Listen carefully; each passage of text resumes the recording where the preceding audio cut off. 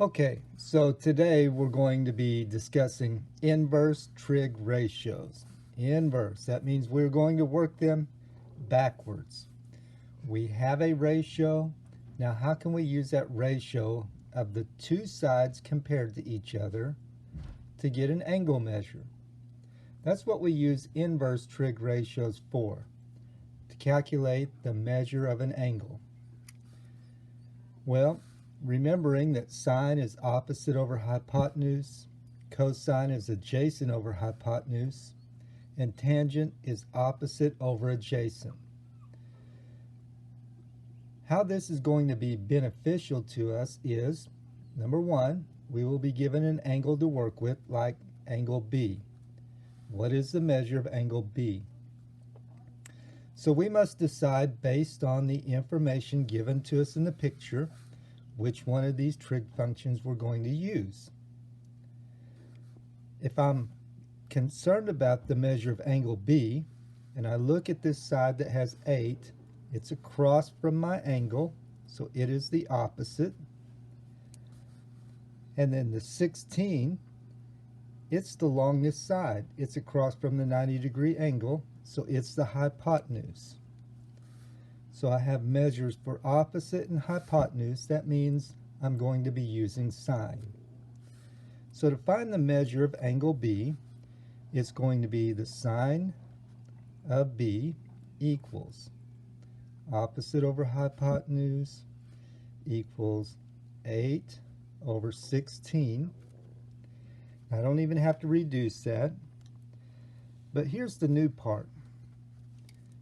In the calculator, to do these inverse functions, first we need to make sure that we're set up for degree. So if your calculator isn't, go ahead and set it.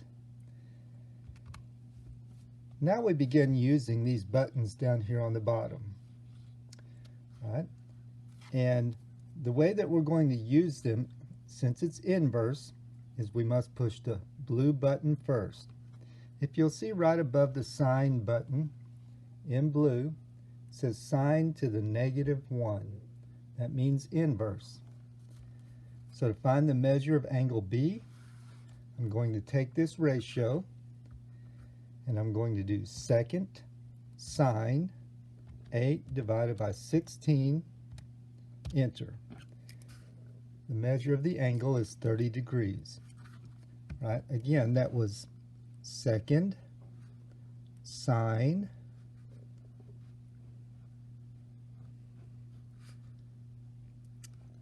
8 divided by 16, enter. 30 degrees. So B is a 30-degree angle. Well, let's just say for argument's sake, I didn't know that B was a 30-degree angle, and I needed to find the measure of angle A. So now here's the angle I'm working with. For A, see right across from it, this would be the opposite side. 16 would still be the hypotenuse, but now this 8 is the adjacent side. So I have measures on the adjacent side and the hypotenuse. That means I'm going to be using cosine.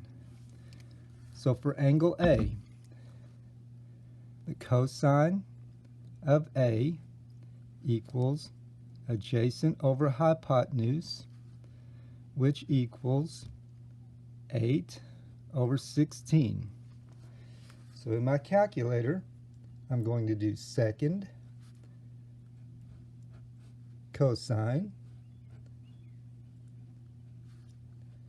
8 divided by 16, enter.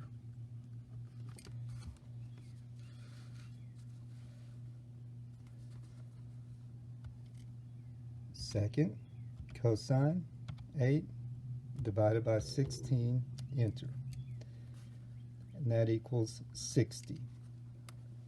Angle A is a 60-degree angle. Seems simple enough, and really it is. The inverse ratios, you have to have the information given to you, and then it's just a matter of typing it in the calculator. It's really just calculator work. So let's look at our work. Well, this doesn't look anything at all like what I just showed you. So I intended to show you on this sheet how to do these rather than on a separate sheet of paper. They already give you the ratio here. The ratio for sine of b is 0.4848. So in the calculator you do second sine 0.4848, round to the nearest degree. Okay, so second sine 0.4848, what would you round that to? The nearest degree. Yep, 29 degrees.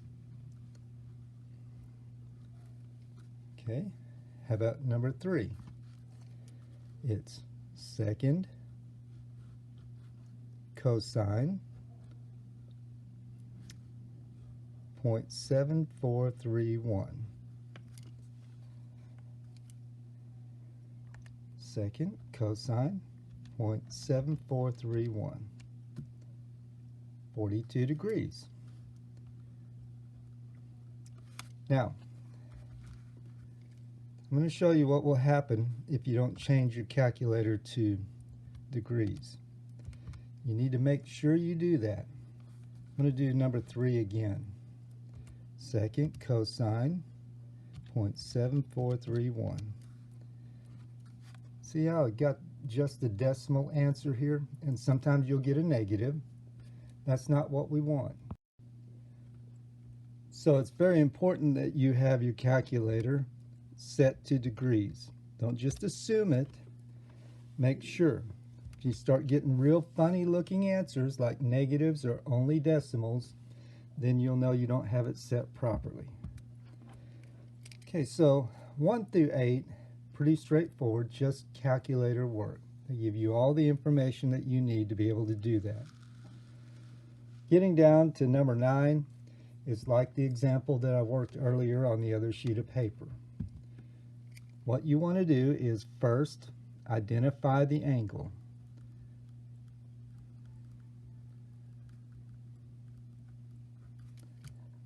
Here it is, right here. Second, label all the sides based on that angle. So here's the angle. Right across from it, the 27. That makes it the opposite. Right next to it, this is the adjacent. And across from the 90-degree angle, there's the hypotenuse. So the third, analyze.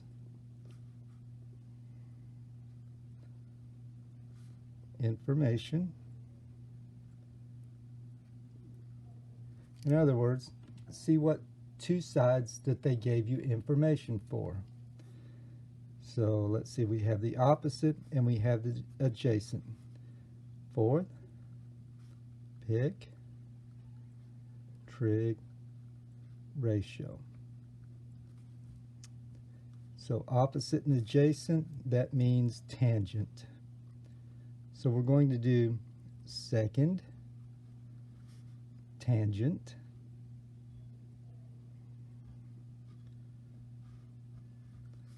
in the calculator. Second button, tangent button, opposite over adjacent, so 27 divided by 38 equals. All right, so second tangent 27 divided by 38, enter. Round to the nearest degree. So that would make this 35 degrees. And that's it. Okay, let's try another one. Number 11. Looks like it's set up the same way. Let's find one that's not. Number 12. Zoom in a little bit. Right, here's the angle.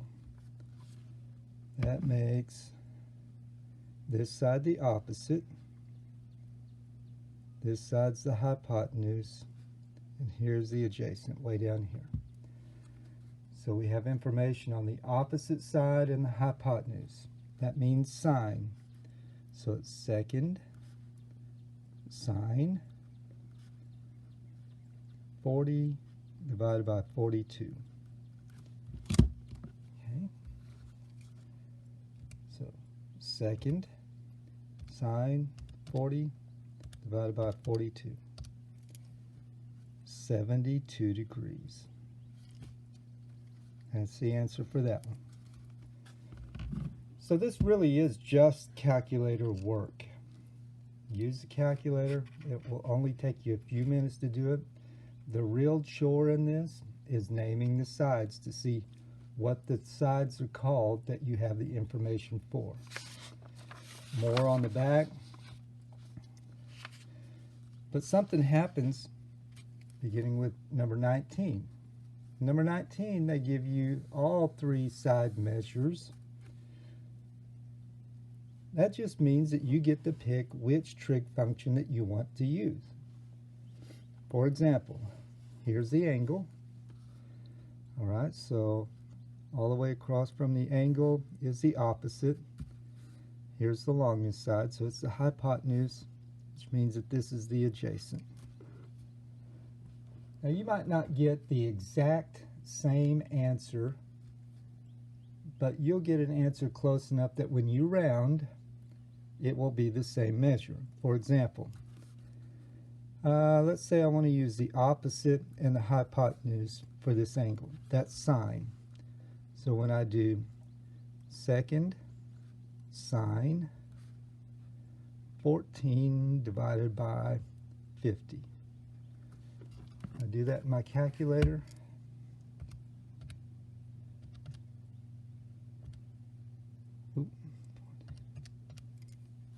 I get 16.26. So 16 degrees. But maybe I didn't want to do sine. Maybe I want to use the adjacent and the hypotenuse. So second cosine 48 divided by 50. Okay, so second cosine 48 divided by 50. I still get 16.26. Identical measures. But hold on. Maybe I wanted to just use the opposite and the adjacent. That's tangent. So that would be 14 divided by 48.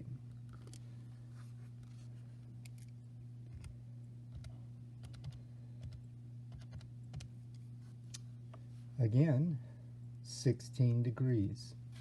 Sometimes they could be off just a hundred thousandth or so, but when you round, you'll still get the same measure. You only have to do one. You pick which trig function that you want to use starting at number 19. You don't have to do all three. I'm just merely showing you that if you picked any of the three, you will still get the same answer. All right, let's see. We're not doing that one. We're not doing that one. So I think you can do these. Just take your time. Don't forget your trig ratios are sine is opposite over hypotenuse, cosine adjacent over hypotenuse, tangent opposite over adjacent. SOHCAHTOA. If you need help, send me a message, call me, email me, whatever you need to do. I'll be here and I'll help you any way that I can.